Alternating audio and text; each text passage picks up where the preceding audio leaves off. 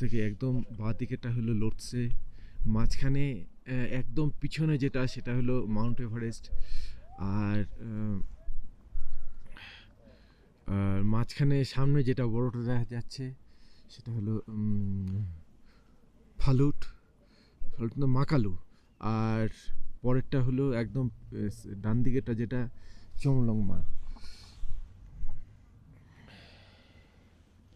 আর এই যে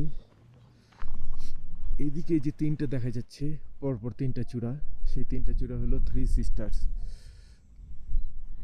আর এখানে হলো সেই বুদ্ধা কাঞ্চনজঙ্ঘা। এই যে সেই যে সাহিত্য বুদ্ধা, এখান থেকে একদম স্পষ্ট দেখা যাচ্ছে সমস্ত কিছু। মনে হয় প্রতিটা ভাঁজ এখান থেকে দেখা যাচ্ছে।